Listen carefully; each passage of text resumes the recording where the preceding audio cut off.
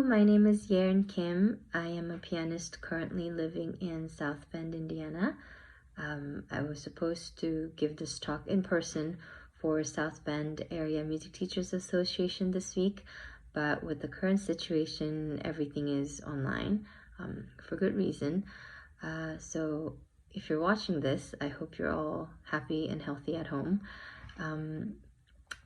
I decided to make a video presentation for anybody who's interested in teaching gifted students with special needs. If yourself have special needs, I hope this presentation can give you some insight on how to process things, how to have different strategies on learning how to play the piano. To give you a little bit of background about myself so that you know why I'm talking about this subject. This subject is rather personal for me. When I was 17 years old, a while ago, I was diagnosed with thyroid cancer, which I'm totally fine now. But at the time when I was going through it, I had to deal with a lot of physical, mental, psychological, difficulties. And one of the biggest things that impacted was my ability to perform on stage specifically. I was told that because of my hormonal imbalances and extreme fluctuations, it affected things that I took granted for. All of a sudden, I had trouble with memorization. I had all sorts of different muscle pain, inflammation, just everything that as a pianist who loved playing piano even as a child, took it for granted, was all of a sudden in question. So I sort of had to figure out a way to untangle all that. And so when I went to college, I studied piano performance and psychology. And I started learning about all sorts of different conditions, disorders, and it was just really an attempt to understand myself a little bit better so that I can not blame for all the difficulties that I had trying to overcome this. And in the process, I gained a lot. It was such a rewarding experience. And it honestly, I feel like it made me a better performer. I could teach better because I could understand all sorts of different technical difficulties. I can understand the psychological complications of all sorts of different type of people, because I'm sure the severity of it is not as significant, but I feel like I've had a glimpse of that. So that's sort of my background. And so when I started teaching students with special needs, I felt like I could understand where they were coming from, even though they were very different from me. And it's definitely a challenge, but I myself is a very typical person. I have a typical development. But through that experience that I had when I was young, it sort of opened up a perspective that I wasn't aware of. And that got me to think that if I can do it, anybody else can do it. If you can sort of understand the other student dealing with all sorts of different physical, emotional, cognitive conditions that aren't not always so obvious on the surface, it can open up many different possibilities. So I hope through this presentation or talk, I can give you a general idea of each special needs and the types and strategies that can help you teach these students with gifted musical gifts. What are the types of special needs? There are 4 types of special needs, and I will go through each category and give examples and teaching strategies for that specific type of special needs. But keep in mind that developmental special need and behavioral emotional special needs is probably a lot more common compared to the physical sensory impaired special needs. And I'm talking about students that are wanting to play piano. So it's most likely that you have encountered or will encounter students that have developmental and behavioral special needs compared to students with physical and sensory impaired. But I will go through all four of them in this talk and try to give a general idea of what each special needs mean and what it requires. Understand which each category is. Before that, I'd just like to make a little clear distinction between music therapy and music instruction. They might seem similar, and I often get questions about if I do any music therapy. And they have totally different goals. Music therapy is using music as a tool to help them develop other functions, other developmental needs. Whereas music instruction, the main goal of that is to teach them how to play an instrument. So music becomes the goal, not the tool.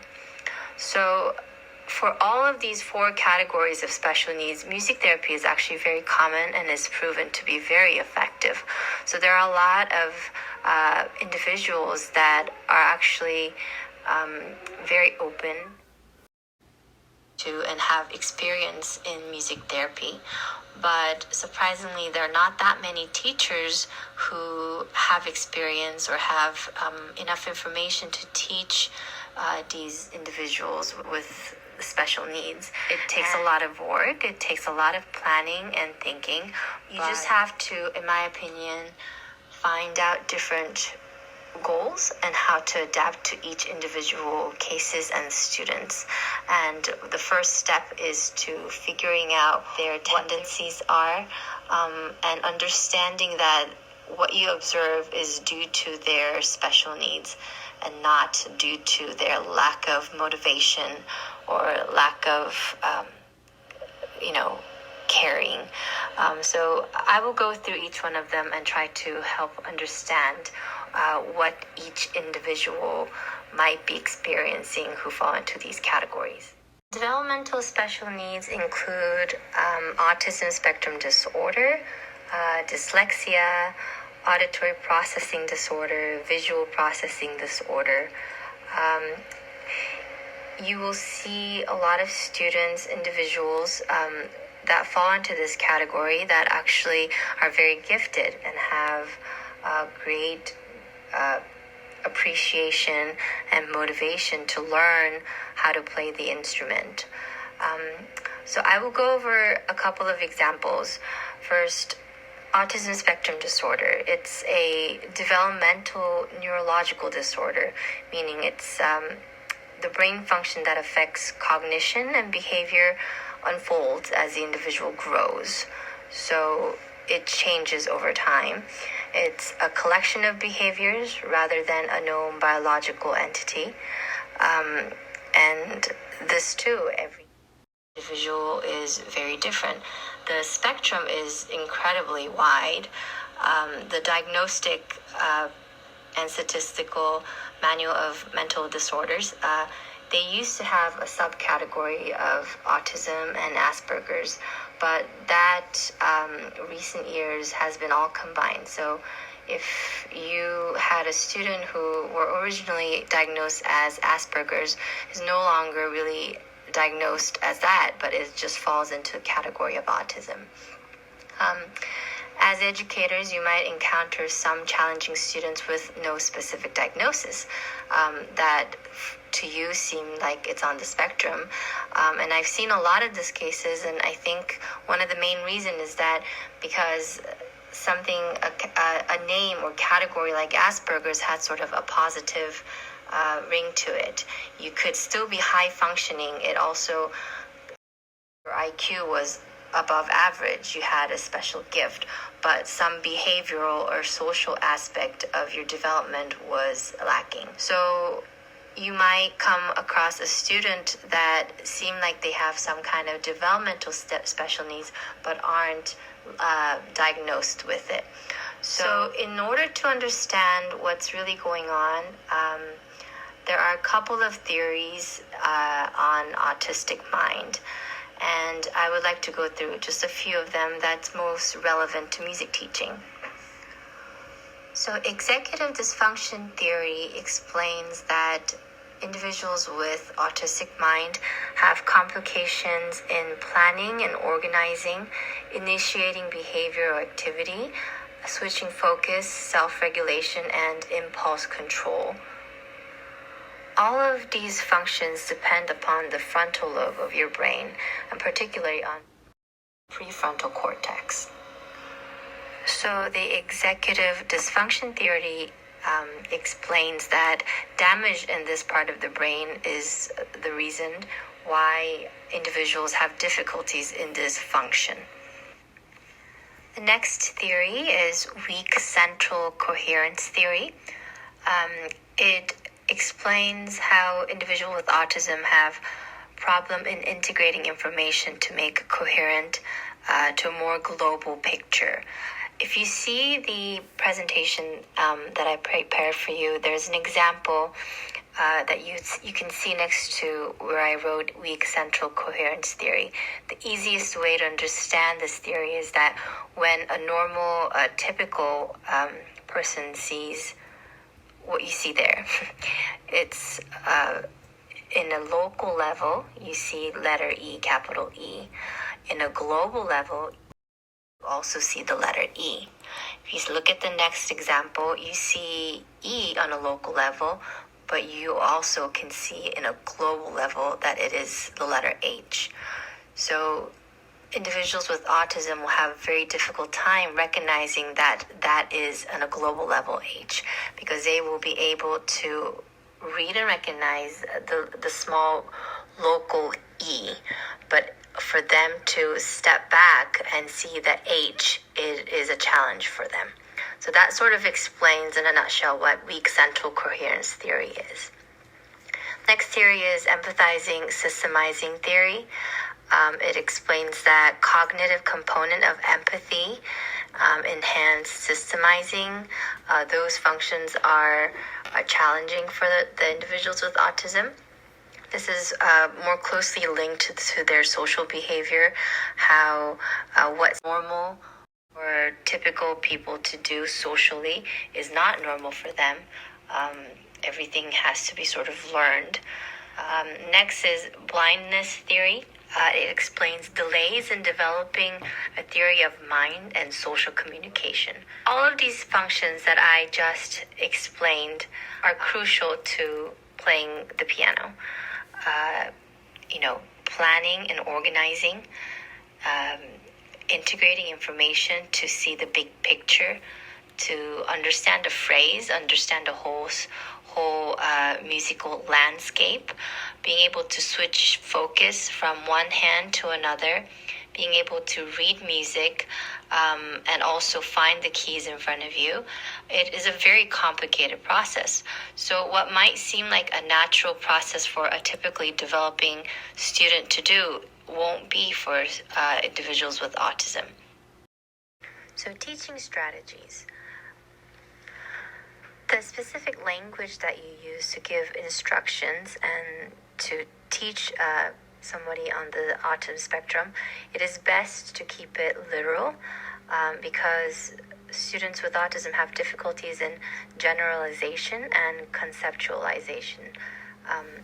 So giving an instruction, something like, imagine yourself walking through a field alone and you hear a church bell. What does it make you feel like?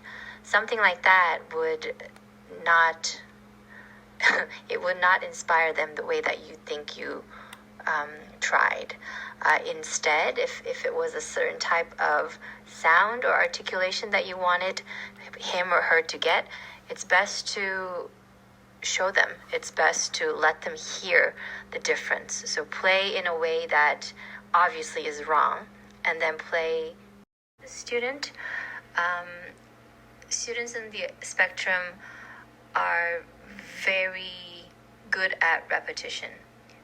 They would love to practice if they found the right way to do. Rituals, it's one of their habits, or I guess a lot of students in the autism spectrum have repetitive rituals that they need to do.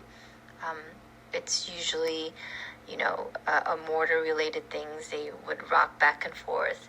They might touch their fingers constantly. And also, when you see that, you might think, oh, you're not being focused, or you're not really paying attention to me. So it's really important to understand that that's not the case. It's just something that they physically need to do, and it's something that makes them feel comfortable. One other thing is that they don't really understand the need of small talk. When we start lessons, it's so normal to talk about the weather, or how was it at school, how's it going. Those kind of small talk will actually do more harm than good, because it's a form of, for them, it's unnecessary. They don't really see the need of it. So instead of small talking, which, if you think about it, the reason for teachers to start small talking is to really engage with the student, right? You want to connect with them. You want to find a common topic that you can talk to open them up. So how can you get the same benefit from an atypical learner or student in the spectrum instead of going through the normal small talk?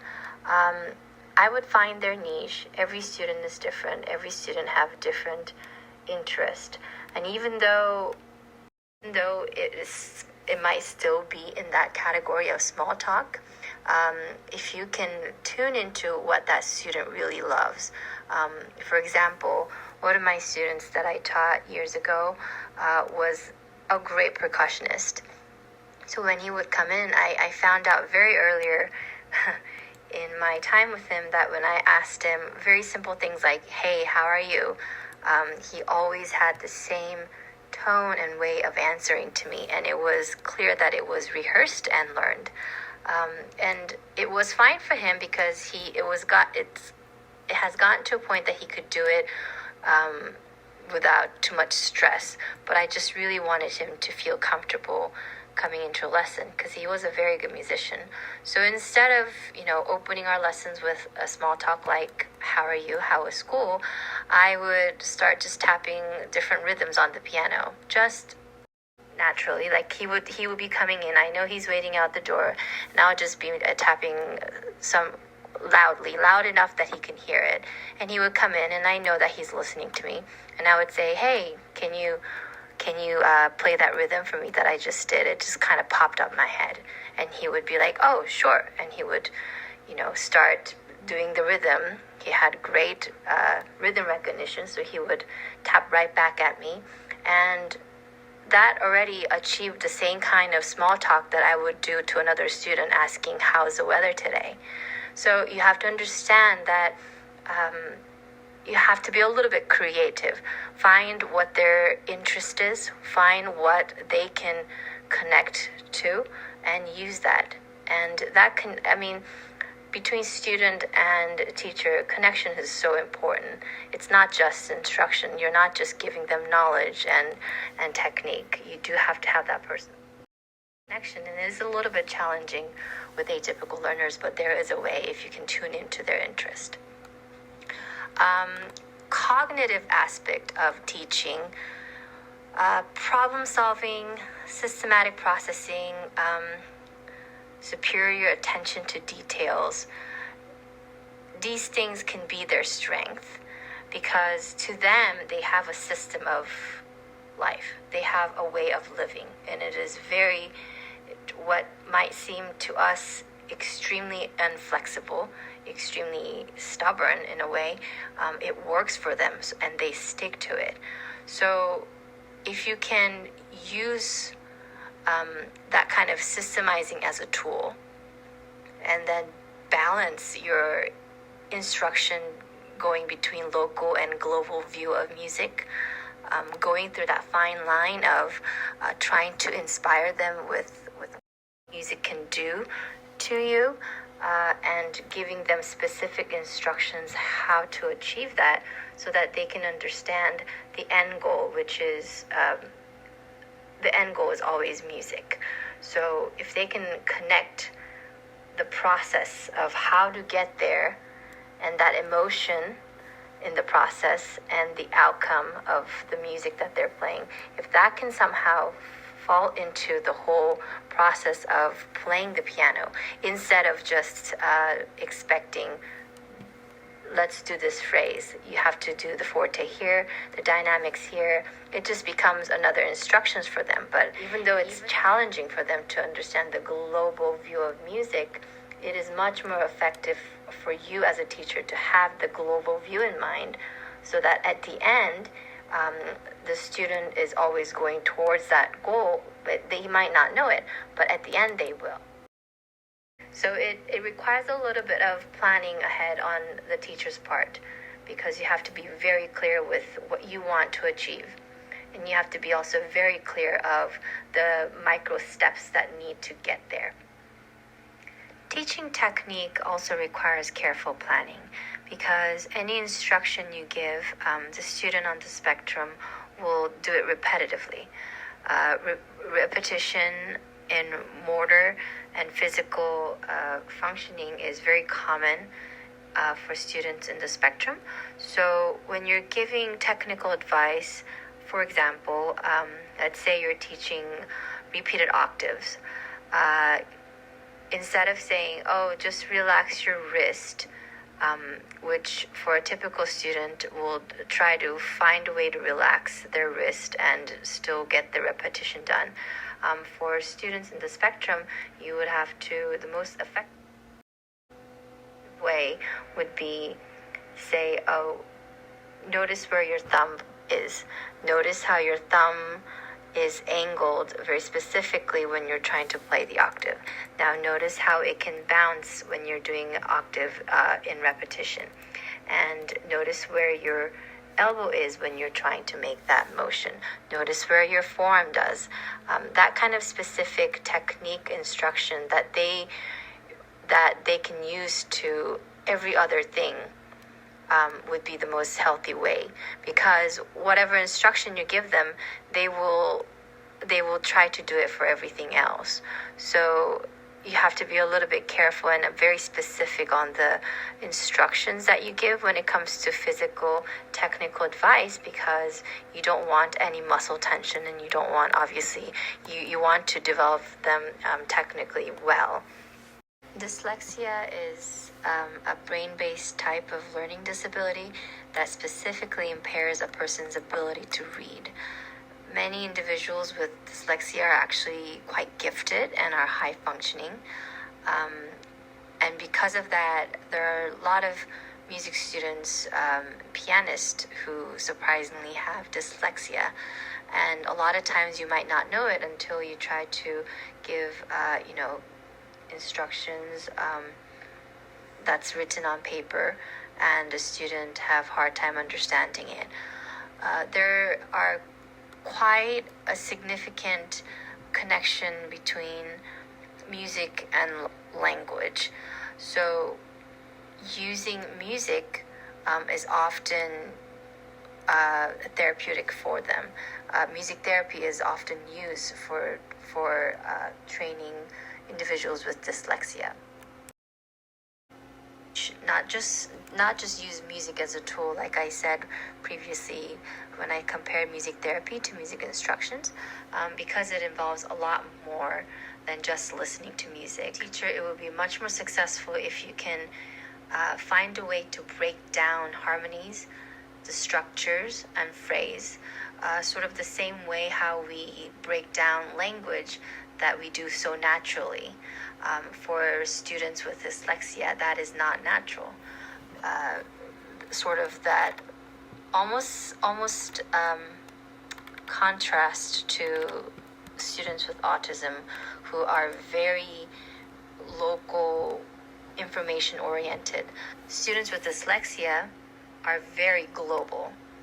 Oftentimes they would understand concepts very well. They would understand the big picture very well.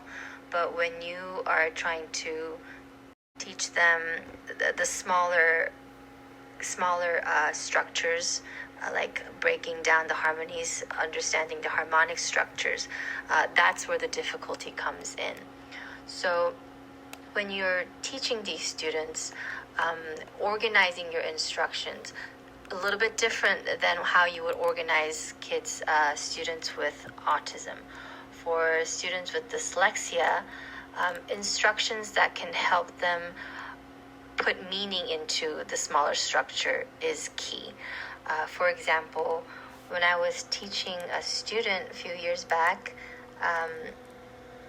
it was going from C major chord tonic to G major dominant. And I just, without really thinking, said, oh, it's just 1-5-1. It's going from tonic, dominant, back to tonic. That was completely nonsensical to that student. It was just blank. So then I said, okay, well, let's see. Tonic here is home, is your starting point and your final destination. Your dominant chord here is sort of in the middle of your journey. You're going up, and then you're up in the air, you jumped, and you reach that dominant point, and you have to come back to where you started. So by doing that, the student immediately understands, oh, there's a meaning to it. It's not just information, tonic, dominant to tonic. It has a purpose. It starts at point A, it goes to point B as a destination, and it comes back as the final destination. So something like that kind of organized instruction would be much more effective to students with dyslexia. Because they deal with a lot of different cognitive processings, multisensory teaching is very useful. Combining oral and visual and kinesthetic learning for them is very effective, meaning when they are trying to read a Chopin etude, it will be very useful for you to let them hear the piece, play a phrase by phrase for them, and then for them to recognize what they see visually. Let's say if a student has a very severe case of dyslexia, what they might only recognize in front of them on the score is just the shape of how the notes are written. Instead of reading the pitches itself, they might just see, those black dots on the score is going up and down. Help them recognize the pattern that way. It's fine. It's just the way how they process things. So if you can sort of circle or color code these different patterns that they read, and then help them read the notes, and then help them associate what they see, which are probably just shapes for them, and then what they hear, which are the pitches, and then kinetically let them feel how it feels to play those patterns, and then help them practice put all those three things together. So in a way, it is very much step by step, but it is different than students with autism because their view is global and they need a little bit of help with figuring out how to subcategorize the process of getting to that global end goal. One thing is it's usually helpful to use dyslexic friendly font, meaning we always write things on the score by pencil, but I found it much effective if it's a lesson planning. Let's say there were specific things that I wanted to get through for that specific lesson.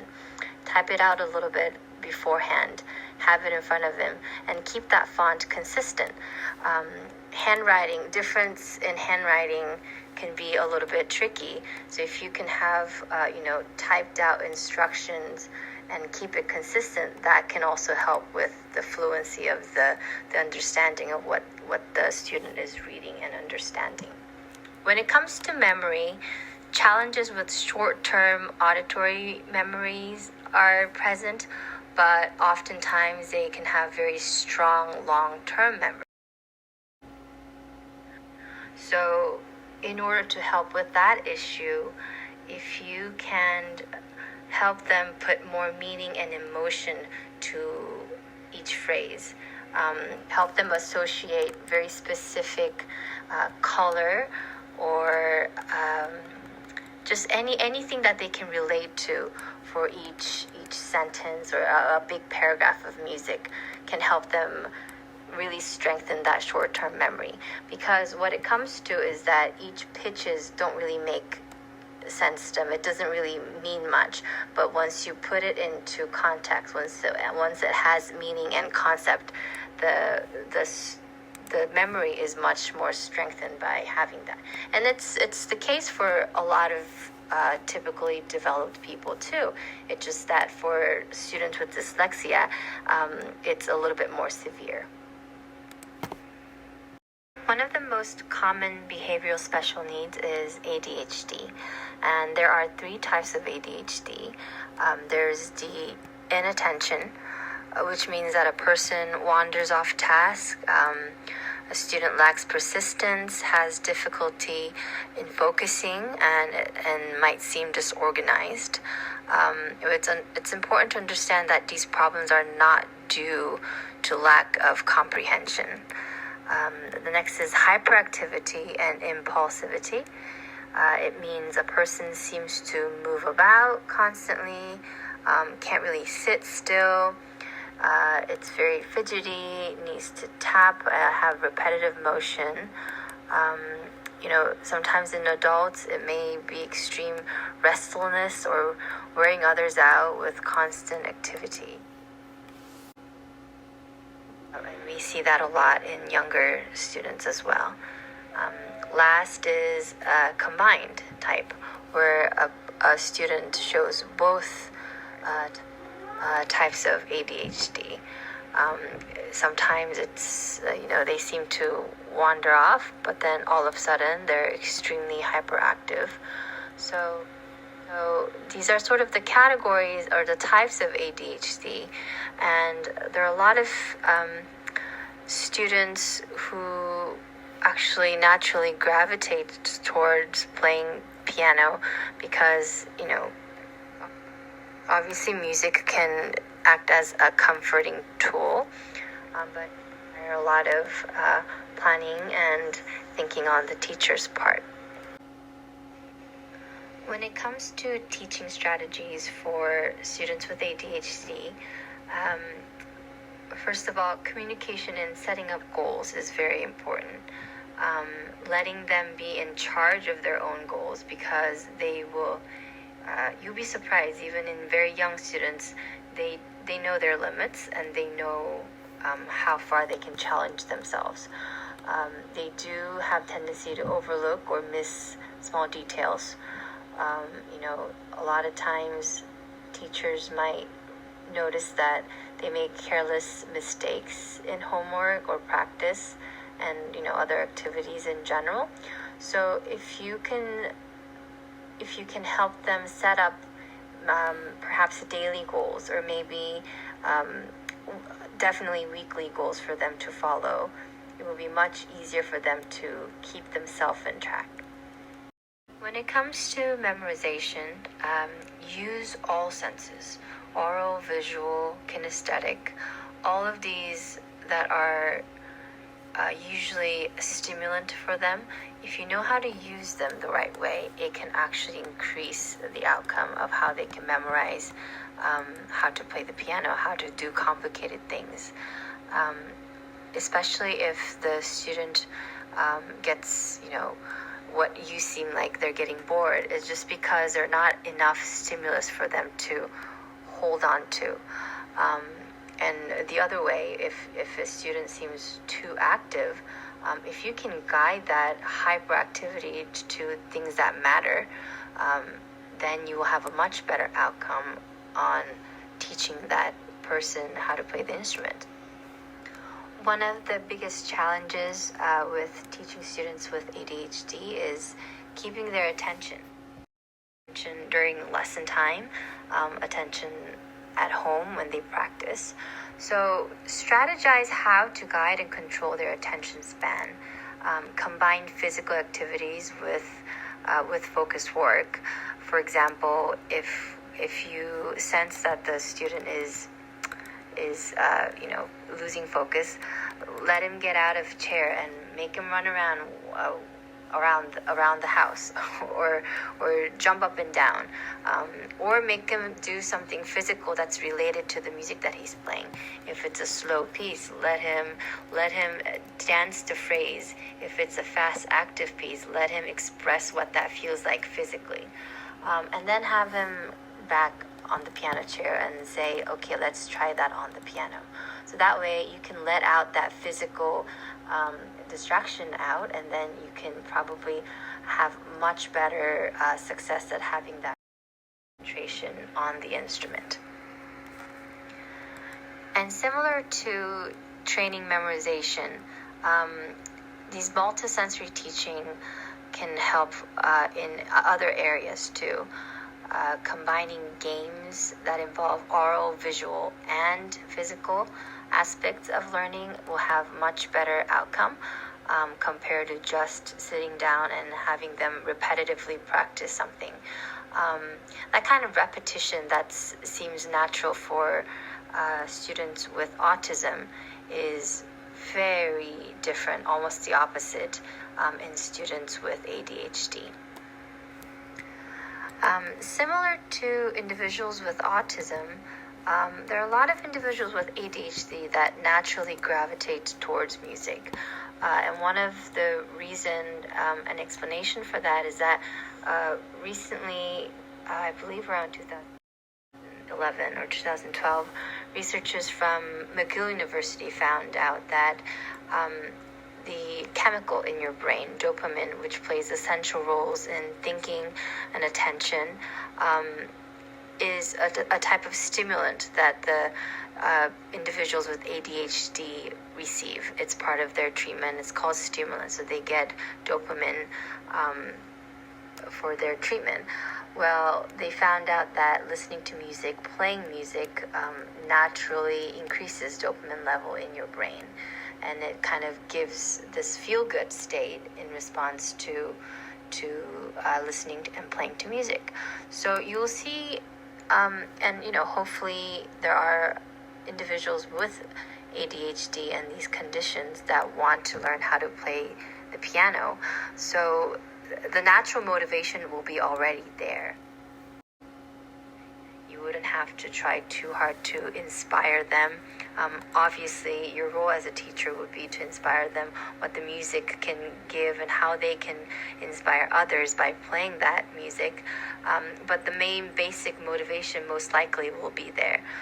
It's just how to strategically teach them how to play the piano in the most effective way so that they can don't give up. There are a lot of students that just end up giving up and say, oh, I'll just go listen to it. I'm not fit to play an instrument, which is unfortunate, and it's sort of the role of the teachers to learn how to guide students with musical gift so that they can reach that potential.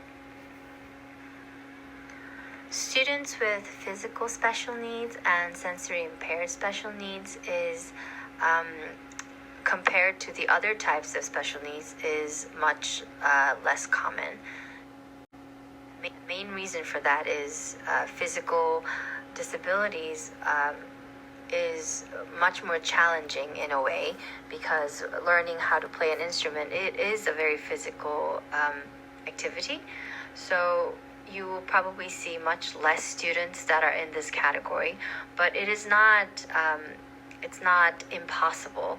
I've taught students, for example, who had juvenile arthritis that falls under physical special needs.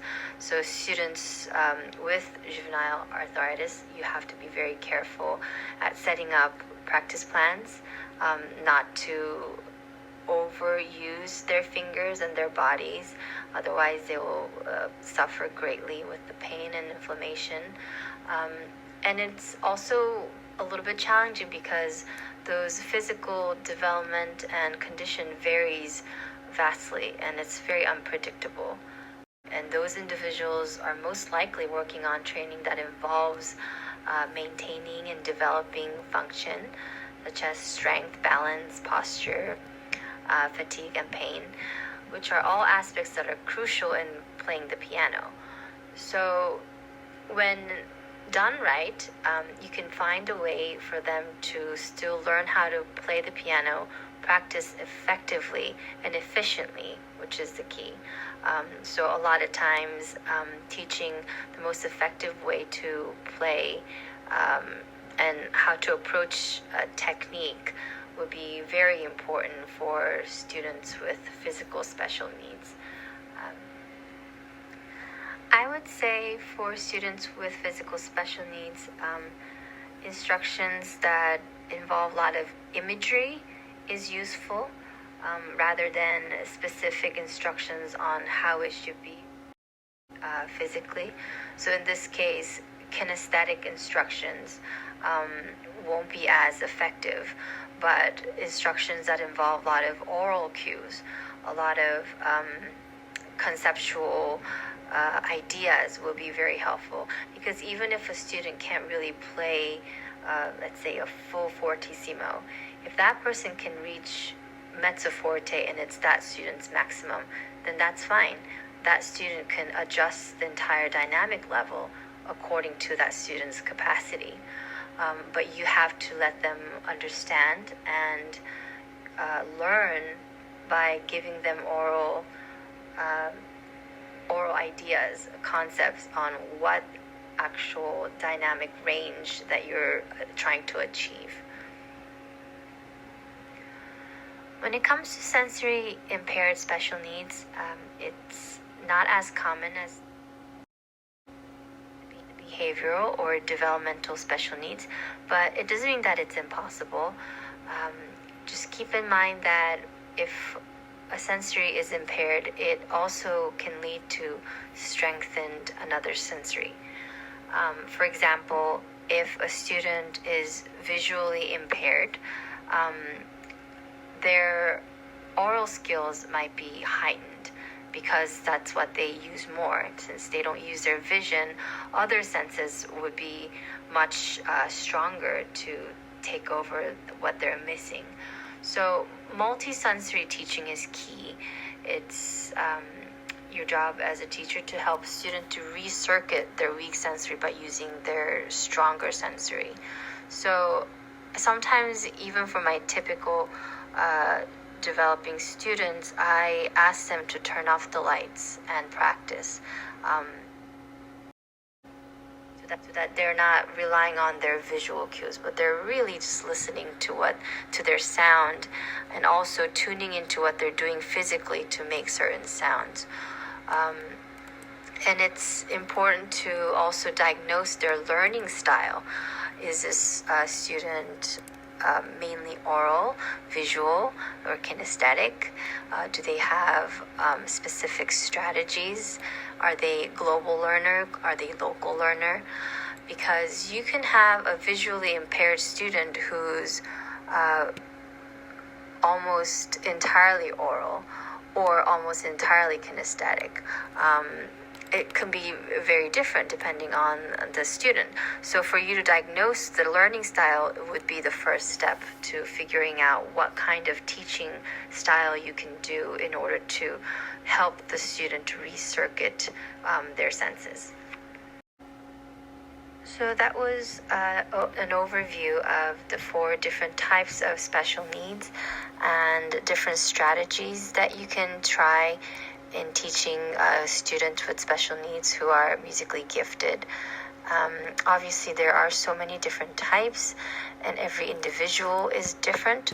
So one of the main things that I would like to stress is that it's most effective for you as a teacher, and also in return for the student, if you can tune into their individual differences by knowing how to work around it, by knowing their weaknesses and strengths and being able to recircuit those. You will probably open up a lot more possibility for that student. And also, it's extremely rewarding to see a student reach their potential and beyond. I hope this talk was helpful for any piano students with special needs. And if you are an individual with special needs, I hope, if you are listening, I hope it gives you a little bit of idea on different strategies on how to process music, how to figure out a most effective way to learn how to play the piano. And these are general ideas, so if you have any specific questions, feel free to reach me. My email address and my website is in the PowerPoint, so I will be happy to answer any questions that you have. Thank you.